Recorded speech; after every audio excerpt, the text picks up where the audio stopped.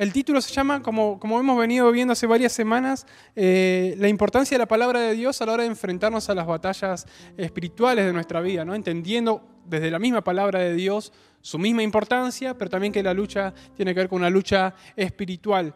Y como le decía, por varias razones, por varias charlas que he tenido, varias meditaciones devocionales y sobre todo también por las reflexiones que hemos llevado estos domingos, comenzó a crecer en mi corazón un pensamiento que tiene que ver con la necesidad de vivir un pensamiento bíblico, una vida con un pensamiento bíblico, ¿sí? Entonces sobre eso quisiera desarrollar, no exhaustivamente porque es un tema muy amplio, aprender a vivir una vida bíblicamente, de hecho es lo que estamos haciendo todos los domingos, pero sí compartirles lo que Dios puso en mi corazón sobre este tema. Por eso el título de la palabra de esta mañana se llama El corazón de un pensamiento bíblico. ¿Cuál es el centro de un pensamiento bíblico? ¿Y qué es un pensamiento bíblico? Sí, claramente si hay un pensamiento, hay personas que piensan bíblicamente porque hay personas que no piensan bíblicamente. Eso, hasta ahí vamos, ¿o no? Eso no es para nada complejo. Pero si nos ponemos a reflexionar, lo más común es que frecuentemos personas que no tienen un pensamiento bíblico, que lo raro sea encontrar una persona que yo diga, resuelve las cosas diferente, piensa diferente, toma decisiones diferentes, habla diferente, es de otro país. No, es de este país, vive en Merlo.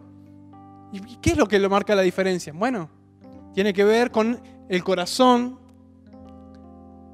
que marca la diferencia. Tienen raíces diferentes. Uno comienza toda su vida a procesarla desde una raíz, pero estos comienzan a procesar toda su vida y todo su pensamiento desde otra raíz que tiene que ver principalmente con la Biblia. Y esos deberíamos ser todos nosotros los hijos de Dios. ¿Cuántos hijos de Dios hay en este lugar? ¿Sí? ¿Sos un hijo de Dios? Tenés un llamado. Tu llamado no es a conocer la Biblia. Tu llamado no es a saberte un versículo, el de cabecera. Tu llamado es a que tu mente sea transformada y que todo lo que fluya de tu vida surja desde un pensamiento bíblico. ¿Sí? Que la Biblia se incorpore en tu vida y desde esa incorporación de la palabra en tu vida, en tu corazón, fluya todo lo que haces, todo lo que haces. En la relación matrimonial, la relación con tus amigos, cómo evalúas la vida, ya hemos hablado de esto en varios mensajes, el pastor nos ha hablado de esto, pero claramente hay una frase que retumbó en mi cabeza, la leí hace muchos años, pero me acordé, algo de memoria tenemos, ¿no? Pero me acordé de esta frase y yo dije, esto es, escucha, es de un teólogo francés que se llama Jacques Maritain y dice, un filósofo cristiano, no es teólogo, dice, un cristianismo decorativo ya no es suficiente. Personas que se dicen ser cristianas pero tienen un pensamiento igual que el resto. Ya no es suficiente. El mundo necesita un cristianismo vivo. La fe debe ser una fe real, práctica, existencial. Creer en Dios ha de significar vivir de manera tal que no sería posible que viviéramos así si Dios no existiera. ¿Sí? Esa fue complicada, pero es la clave, ¿eh? Creer en Dios ha de significar vivir de tal manera que no sería posible que viviéramos así si Dios no existiera. Y porque Dios existe y tenemos su palabra, podemos ser transformados por medio de su palabra, gracias a la acción del Espíritu Santo en nosotros. ¿Crees eso? No es solamente aprender un versículo. El desafío va más que eso. Tiene que ver con aprender versículos, pero no es solamente eso. Es más que eso. No tiene que ver con saber el orden de los libros de la Biblia. No, tiene que ver más que eso. Tiene que ver con que la fuente donde fluye completamente toda tu vida tenga que ver con la palabra de Dios. Que no haya nada que se escape en tu vida de la palabra de Dios. Que tu forma de mirar, que tu forma de pensar, que tu forma de relacionarse, que tu forma de evaluar, que tu forma de tomar decisiones, todo en tu vida tenga, en tu forma de resolver los conflictos, las peleas, quiénes van a ser tus enemigos, quiénes van a ser tus amigos, todo eso debe estar filtrado por la palabra de Dios. Entonces,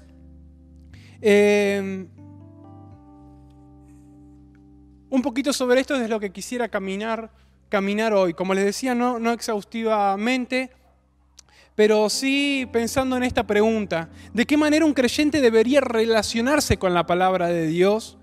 ¿Cuál debería ser nuestra actitud ante la espada de la palabra, como hemos aprendido, para que sea formado en nosotros un pensamiento bíblico? ¿Sí? Para que no seamos cristianos decorativos de la sociedad, sino, como decía Jacques Maritain, para que no seamos un decoro en la sociedad, sino que seamos personas que emanan la palabra de Dios donde quiera que estén, que viven sus vidas anclados en la palabra. ¿De qué manera debemos relacionarnos con la palabra de Dios para que eso sea una realidad? ¿Cuál debe ser nuestra actitud frente a la palabra de Dios para que eso sea una realidad en nuestra vida? Bueno, obviamente a este punto deberías estar evaluando tu fe. Ya hablamos de dos posibilidades. O vivís un cristianismo vivo o vivís un cristianismo decorativo.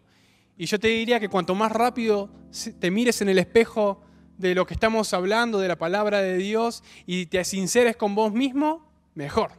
Porque más rápida viene la transformación de parte de Dios. Hay miles de historias, bueno, ya viste que exageramos como Pablo, ¿no? No alcanzarían los libros del mundo para... Sí. Pero hay muchísimas historias a lo largo de la Biblia sobre la cual podríamos basarnos para traer enseñanzas sobre este punto, pero yo escogí una que Dios puso en mi corazón o me estuve acercando a ella en los devocionales en estos días, que tiene que ver con Josué. Así que te invito a que vayamos al libro de Josué, capítulo 1. José fue un hombre moldeado por la palabra de Dios. De hecho, ya hay indicios de esto en los tiempos donde Moisés aún estaba vivo. Él estaba ahí siempre metido, cerquita de Moisés para escuchar lo que Dios decía.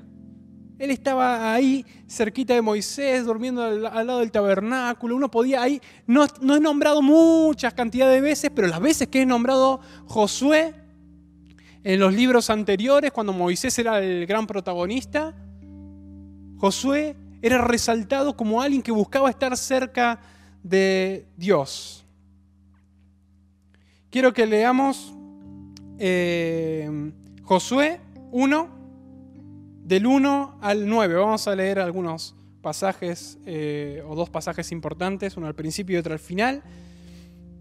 Así que si tenés tu Biblia ahí, voy a leer en NTV, pero te pido que prestes mucha atención a lo que te voy a leer. Dice: después de la muerte de Moisés, siervo del Señor, el Señor habló a Josué, hijo de Nun, y ayudante de Moisés. Le dijo: mi siervo Moisés ha muerto. Por lo tanto, ha llegado el momento de que guíes a este pueblo, a los israelitas, a cruzar el río Jordán y a entrar en la tierra que les doy. Te prometo a ti lo mismo que le prometí a Moisés. Donde quiera que pongan los pies, los israelitas estarán pisando la tierra que les he dado. Desde el desierto del Nehuev al sur hasta las montañas del Líbano al norte, desde el río Éufrates al oriente hasta el mar Mediterráneo al occidente, incluida toda la tierra de los hititas, nadie podrá hacerte frente mientras vivas, pues yo estaré contigo como estuve con Moisés, no fallaré ni te abandonaré. Sé fuerte y valiente, esa es la que nos encanta a todos y la mandamos por WhatsApp todos, ¿no? Cuando hay alguien desanimado le mandamos: sé fuerte y valiente, porque tú serás quien guíe a este pueblo para que tome posesión de toda la tierra que juré a sus antepasados que les daría. Sé fuerte y muy valiente. Ya subió, ¿eh? Sé fuerte y muy valiente. Ten cuidado de obedecer todas las instrucciones que Moisés te dio. No te desvíes de ella, ni a la derecha ni a la izquierda. Entonces te irá bien en todo lo que hagas. Estudia constantemente este libro de instrucción. Medita en él de día y de noche para asegurarte de obedecer todo lo que allí está escrito. Solamente entonces prosperarás y te irá bien en todo lo que hagas. Mi mandato es: sé fuerte y valiente. No tengas miedo ni te desanimes, porque el Señor tu Dios está contigo donde quieras que vayas. Josué es el sucesor de Moisés. 40 años en el desierto, Dios le dice: Moisés, vos no vas a entrar, levántame a Josué. Estoy resumiendo la historia. Y Josué le pasa ahí el mandato a Moisés a Josué. Muere Moisés y ahora Josué tiene que tomar un lugar muy difícil. Si ustedes leen la historia de Moisés, es un lugar muy difícil. Por eso yo creo que hace referencia a ser fuerte y valiente. Y después se retracta. No, muy valiente. Le dice, Dios sabía lo que se le venía a Josué, ¿no? Josué algo intuía, pero bueno. Lo cierto es que iba a haber un cambio muy grande en la situación en la que estaban. El tiempo de desierto se estaba a punto de terminar.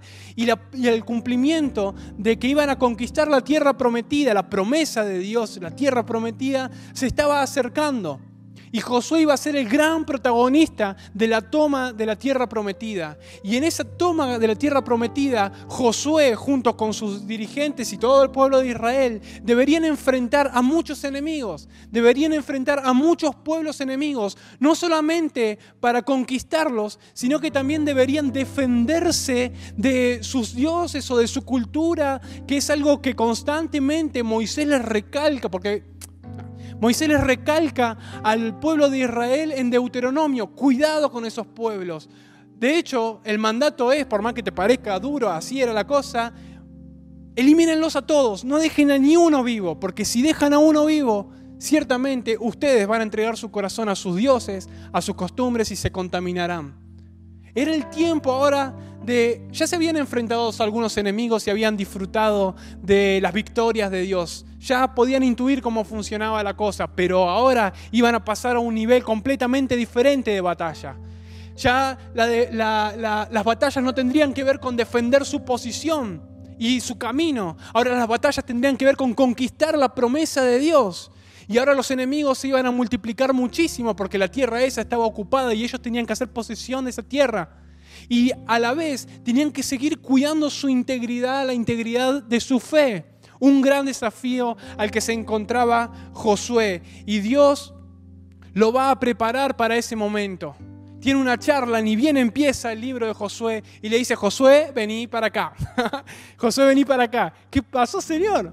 Te quiero decir que yo voy a estar así como estuve con Moisés, voy a estar con vos. No estás solo, no te voy a fallar, no te voy a abandonar.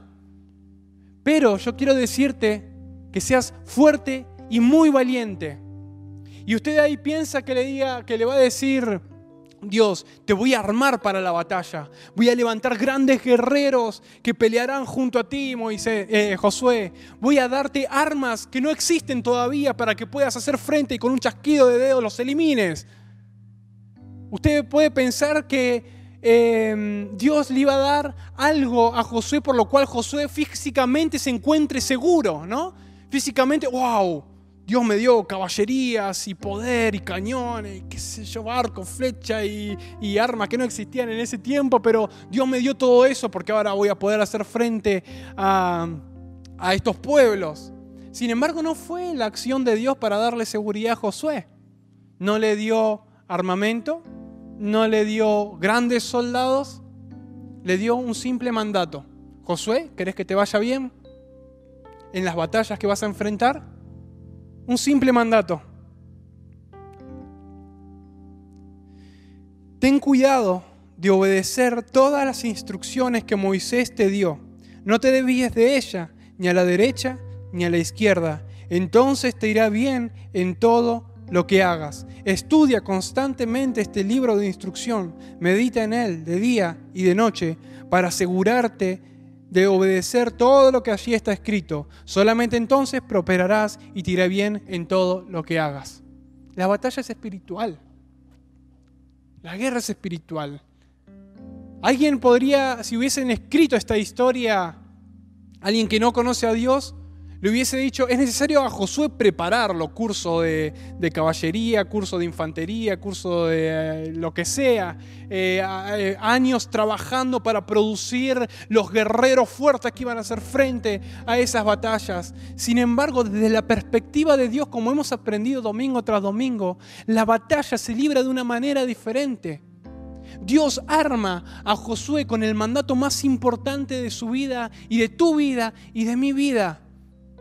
Y se replicará durante años un eco que dirá algo así como: No es con caballería ni con fuerza que ustedes ganan las batallas, es porque yo estoy en medio de ustedes luchando a favor de ustedes. Y le dice, sé obediente a los mandatos, a las instrucciones que yo le di a Moisés y te irá bien. Las batallas se ganan espiritualmente. Eso es lo que le está diciendo Dios a Moisés. No necesitas fuerza. No necesitas trabajar para producir grandes caballerías ni cosas que te den seguridad física. Lo que necesitas es confiar en mí. Lo que necesitas es ser obediente a la palabra de Dios. Ya no estoy hablando desde Josué, te estoy hablando a vos. Ya no necesitas seguir produciendo en tu vida cosas que te den seguridad. Lo que necesitas y lo que necesito yo es ser obediente a la palabra de Dios. Ahí radica la mayor seguridad de una persona que vive bíblicamente. ¿En qué? En ser obediente. ¿En dónde radica la mayor seguridad de una persona que piensa bíblicamente? En ser obediente. Ahí radica toda la seguridad de las personas que aman a Dios y que van a librar todas las batallas de su vida. Porque si sos obediente, caminás sobre camino seguro. No porque tus pasos sean los más fuertes de la tierra, siempre hay uno más fuerte que uno, sino porque tu corazón está cimentado en el ancla que traspasa este mundo y alcanza la eternidad, que es Dios, la palabra de Dios, que no podrá ser conmovida nunca. Y si vos te aferrás, como Josué lo hizo, a la palabra de Dios, tu vida tampoco será conmovida. Por nada. Por absolutamente nada. Avancemos un poquito más. Hay en Josué, de parte de Dios, un llamado a la obediencia. Pero la obediencia, yo sé, porque hablo con muchos de ustedes y también con otra gente, puede ser malentendida. ¿Cómo obediente? ¿Dios quiere que sea obediente? ¿Un robot quiere que sea Dios? No se trata de eso. No se trata de ser un autómata que lo agarran de la nariz, como muchos nos difaman desde afuera, no entendiendo nada del Evangelio, no entendiendo nada de la vida que propone Dios a través de su palabra, que somos llevados de la nariz haciendo lo que quien quiera que dice que hagamos. No se trata de eso. Cuando hay un llamado a la obediencia, Dios nos habla de otra cosa. Dios nos habla de amor que confía. Te lo digo de vuelta. Solamente es obediente aquel que ama a Dios y confía en Él. No se trata de ser autómata. No se trata de eso. Se trata de que conoces tanto a Dios y amás tanto a Dios que crees que su palabra es verdad y confías en Él. Y porque confías en Él, sos obediente. Así de simple. La obediencia es amor a Dios. Y esta es una verdad replicada a lo largo de toda la palabra. La obediencia tiene que ver con el estado de nuestro corazón y nuestra condición delante de Dios. De la misma manera, la desobediencia no tiene que ver solo con faltar a un precepto de Dios. Uy, falté a este precepto de Dios. De las 10 reglas o de las 500 reglas fallé una. No tiene que ver con eso solamente, con faltar a un precepto, a una regla. La desobediencia nace en un corazón que decide romper con Dios, ir más allá de lo que Dios establece. Darle la espalda a Dios, darle la espalda a Dios. De la obediencia de José dependía el favor de Dios que le iba a dar las victorias sobre todas sus batallas. ¿Sí? De la obediencia de Josué dependía el favor de Dios sobre ellos, sobre la encomienda que ellos tenían, el propósito que ellos tenían de conquistar la tierra prometida. De la obediencia del pueblo de Dios dependía el favor de Dios, que iba a ser ese favor de Dios el que le iba a permitir arrasar con todos sus enemigos.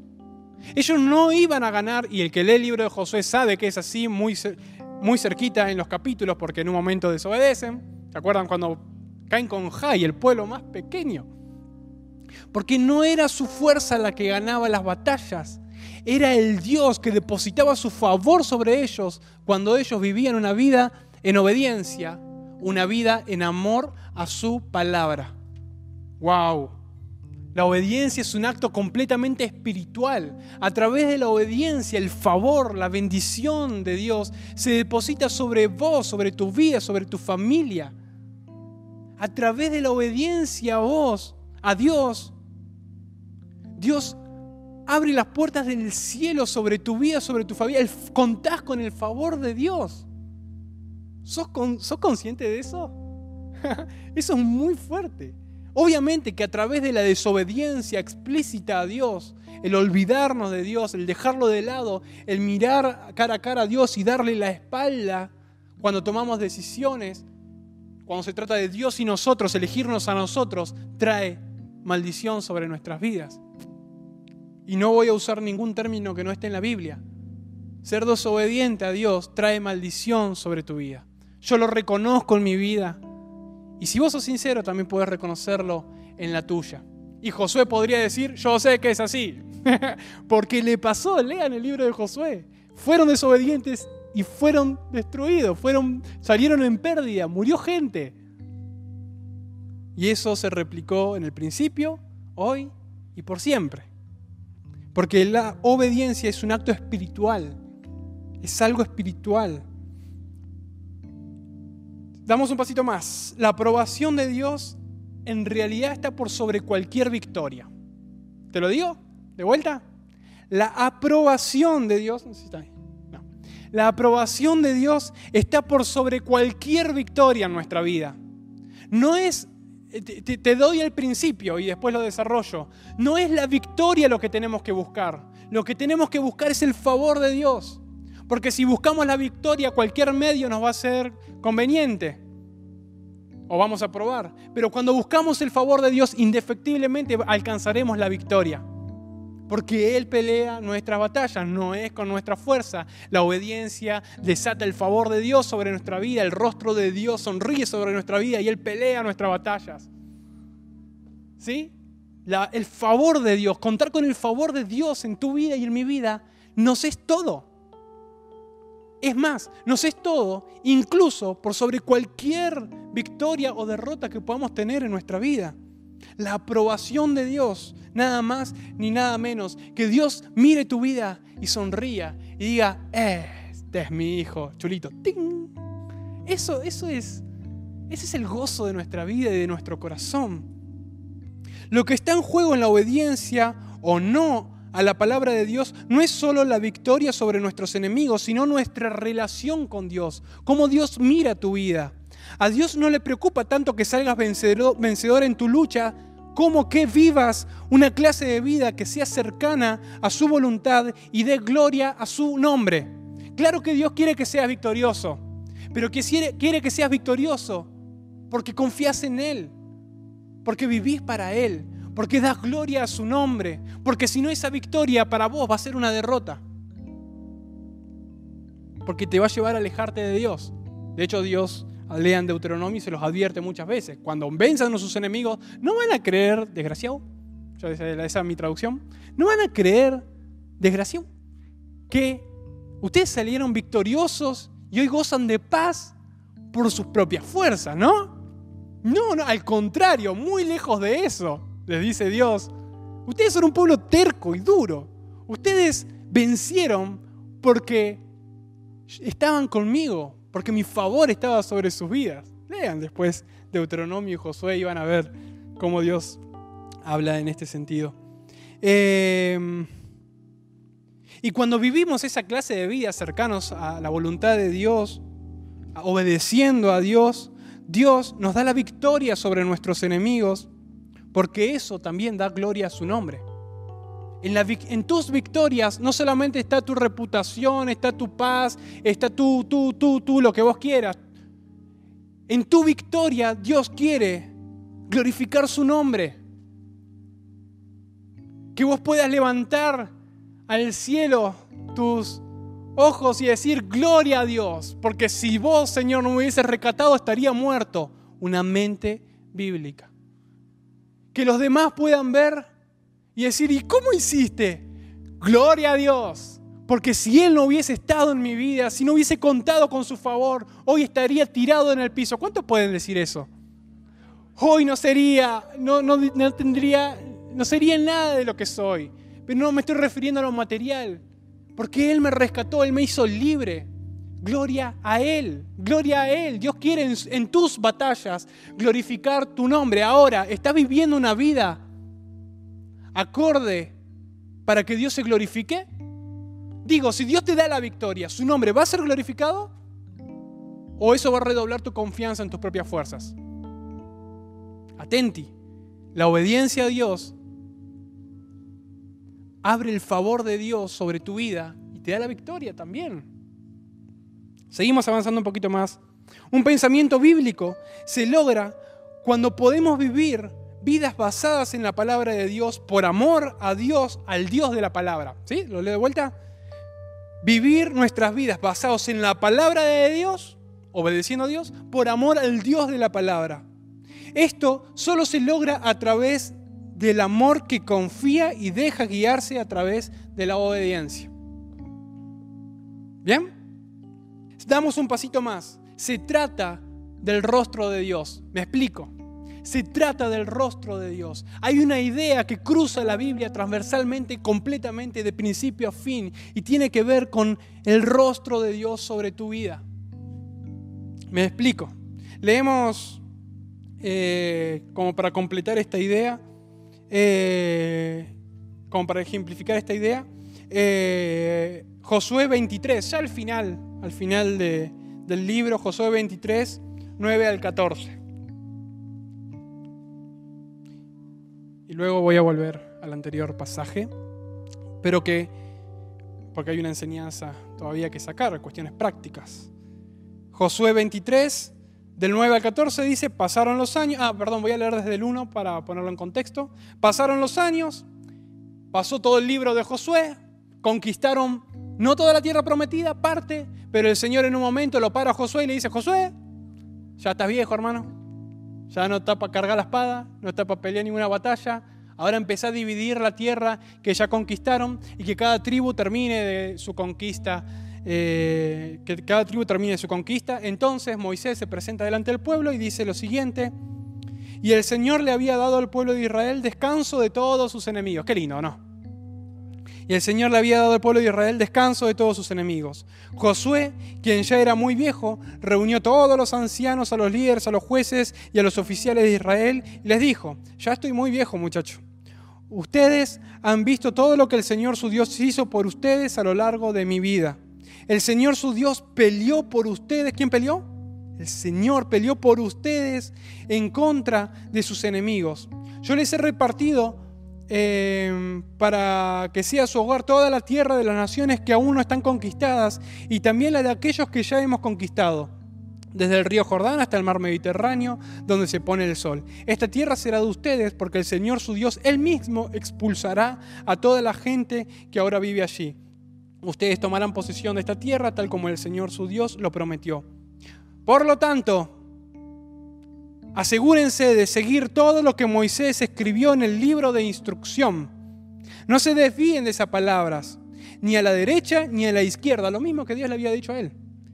Asegúrense de no tener nada que ver con los otros pueblos que aún quedan en esta tierra. Ni siquiera mencionen los nombres de sus dioses y mucho menos juren por ellos. Ni los sirvan ni los adoren. Por el contrario, aférrense bien al Señor, su Dios, como lo han hecho hasta ahora. Aférrense bien al Señor, su Dios, como lo han hecho hasta ahora. Pues el Señor ha expulsado a naciones grandes y poderosas a favor de ustedes. Y hasta ahora nadie ha podido derrotarlos. Qué bueno, ¿es eso vos o no? Hasta ahora nadie ha podido derrotarte. Cada uno de ustedes hará huir a 1000 hombres del enemigo, porque el Señor su Dios pelea por ustedes tal como lo prometió.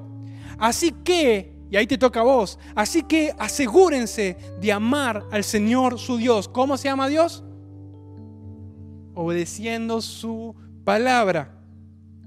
Pero, presta atención, porque estos son pasajes que ya no queremos leerlos. Cuando empiezan los peros ya no queremos seguir leyendo, ¿no? Pero es importante porque es recurrente en la Biblia estos peros. Pero si se apartan de él, y se aferran a las costumbres de los sobrevivientes de esas naciones que aún quedan entre ustedes y se unen en matrimonio con ellos, entonces tengan por seguro que el Señor su Dios ya no expulsará a esos pueblos de su tierra. En cambio, ellos serán como una red y una trampa para ustedes, como un látigo en la espalda y como zarzas con espinos en los ojos. Y ustedes desaparecerán de la buena tierra que el Señor su Dios les ha dado. Dentro de poco moriré. Qué hombre moldeado por la palabra, ¿no? Dentro de poco moriré. Seguiré el camino de todo ser viviente en este mundo.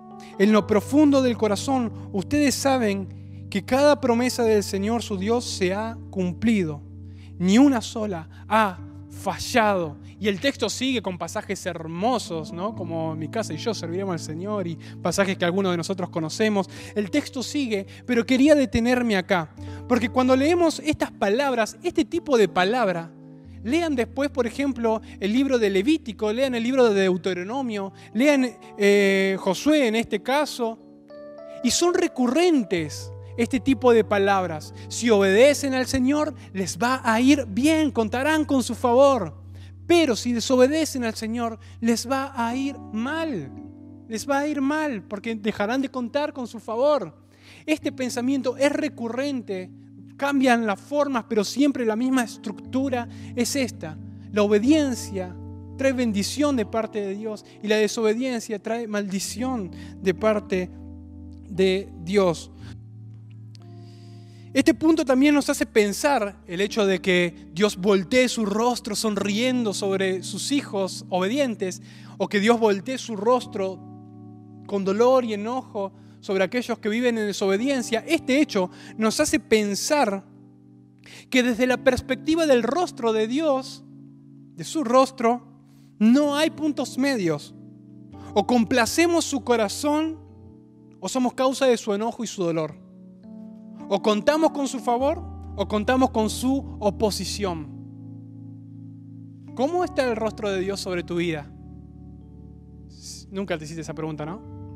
Yo dije, Señor, ¿cómo voy a decir esto? Bueno, espero que el Espíritu Santo me ayude a entenderlo. Dios te está mirando constantemente.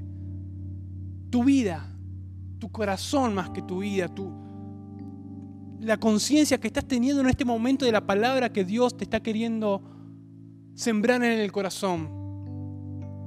La obediencia como un acto de amor, la obediencia como un acto espiritual, la obediencia como buscar agradar el corazón de Dios. ¿Es una realidad en tu vida? ¿Dios sonríe sobre tu vida? Dios dice, hey, wow, este es mi hijo, amado. ¿No? Suenan esas palabras, ¿no? ¿O sos consciente que quizás el rostro de Dios no esté tan sonriente sobre tu vida? Avanzamos un poquito más y ya terminamos. ¿Alguna vez te pusiste a pensar qué piensa Dios de vos? Y no tanto qué pensás vos de Dios. ¿Crees o no crees? Y todas esas discusiones. ¿Y Dios qué piensa de vos? ¿Podrías decir que Dios sonríe sobre tu vida o más bien estás vuelto de espaldas para no mirar? Tu manera de vivir, tus pensamientos, tus acciones, ¿pasarían el examen de la mirada de Dios? En esto medita alguien que piensa bíblicamente. ¿Mis acciones pasarían el examen de la mirada de Dios? ¿Lo que voy a hacer, con lo que estoy comprometido, pasa el examen de la mirada de Dios? ¿Da gloria a Dios lo que estoy haciendo? ¿Doy gloria a Dios con mi familia? ¿Doy gloria a Dios con mi trabajo? ¿Doy gloria a Dios con mis relaciones? ¿El rostro de Dios sonríe sobre mi vida con mis acciones? Necesitamos ser transformados por la palabra. Esa es la invitación esta mañana. No solamente saber algunos versículos, necesitamos ser transformados por la palabra, atesorarla en nuestro corazón, practicarla en nuestra vida. Y no solamente seremos victoriosos, sino que también seremos conocidos por Dios y estaremos en una correcta relación con Él, completamente armados para hacer frente a cualquier enemigo, confiados en que el rostro de Dios sonríe sobre sus hijos. Amén. La seguridad que te da la obediencia. ¿Cómo hacerlo? Hasta ahí llegamos. Ese es el corazón de una mente bíblica. Aquel que piensa bíblicamente, evalúa toda su vida a través de ¿agrada esto a Dios o no lo agrada realmente? ¿Complazco el corazón de Dios con esto o no lo complazco? Y todo el conocimiento de su palabra tiene que ver con esto, con fortalecer su relación con Dios. ¿Cómo lo hago? El llamado por parte de Dios a Josué fue, fíjate vos, no solamente obedece las instrucciones que le di a Moisés, sino estudiá y meditá constantemente en este libro. ¿No? Después léelo de vuelta en Josué capítulo 1. Estudiá y meditá constantemente en este libro. ¿Es eso vos o no? Poco amén. Yo sé que a todos nos cuesta. Pero el mandato de Dios es, no solamente obedezcas lo que sabés, sino meditá, estudiá y meditá las instrucciones de Dios. No necesitamos saberlo todo. Porque alguien podría decir, bueno, me voy a estudiar teología, dejo mi trabajo y todo. No necesitamos saberlo todo, pero necesitamos conocer la palabra sobre la cual se basa nuestra fe.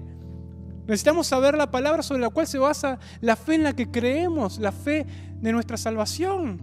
Necesitamos conocer la palabra.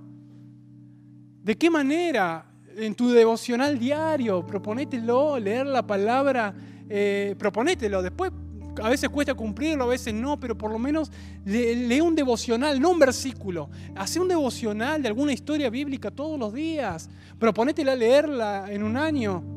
Como hay muchos programas para hacerlo. Lo que se predica desde acá también tiene que ver con esto. Ir a la célula, a los grupos pequeños, tiene que ver con esto. Con que la palabra de Dios se vuelva un manantial dentro nuestro, que nos transforme completamente. Y con esto terminamos. ¿Cómo luce una mente bíblica? Bueno, Josué nos da algunos indicios, pero me voló la cabeza, la verdad, y te lo voy a leer rápido, un devocional que hice sobre el Salmo 119 esta semana que pasó. El Salmo 119 nos da muchas enseñanzas en relación a la palabra de Dios. El que sabe es el salmo más largo de la Biblia. No te voy a leer todo el salmo, tranquilo. Sin embargo, la primera enseñanza que tenemos que sacar acerca del Salmo 19 es sobre el Salmo en sí mismo, porque uno dice es un salmo sobre la Biblia, es un salmo sobre las Escrituras, pero no es un salmo sobre la Biblia y es un salmo sobre las Escrituras. El Salmo 119 es una oración a Dios de una persona que está enamorada de la Biblia, de una persona que tiene una mente bíblica, pero el Salmo es una oración a Dios. Está escrito en manera de alguien que habla con Dios, que le está expresando a Dios lo que hay en su corazón. Y eso nos habla de que una persona transformada por la palabra de Dios se vuelve uno con la Escritura y se vuelve uno con el Dios de la Escritura. Hay una unidad. Dios busca que haya una unidad en nuestra vida, entre nuestra vida, su palabra y su rostro que sonríe sobre nosotros, su favor sobre nuestra vida, su presencia sobre nuestra vida. Escuché algunas cosas. Oh Dios, cuánto deseo que mis acciones sean un vivo reflejo de tus mandatos. Versículo 5, versículo 29 y 30. Líbrame de mentirme a mí mismo. Dame el privilegio de conocer tus enseñanzas. He optado por ser fiel. Estoy decidido a vivir de acuerdo a tus ordenanzas. ¡Wow! Ese sos vos esta mañana. Versículo 35 al 37. Hazme andar por el camino de tus mandatos, porque allí es donde encuentro mi felicidad. Dame entusiasmo por tus leyes en lugar de amor por el dinero. Aparta mis ojos de cosas inútiles y dame vida mediante tu palabra. Ayúdame a abandonar mis caminos vergonzosos, porque tus ordenanzas son buenas. Anhelo obedecer tus mandamientos. Renueva mi vida con tu bondad. Quizás hoy seas la mañana para renovar tu compromiso con la palabra de Dios que nos da vida, que nos transforma, que se vuelve un manantial en nuestro corazón. Quizás hoy sea una mañana para decirle, Señor, renová mis fuerzas, renová mi amor para obedecer tu palabra.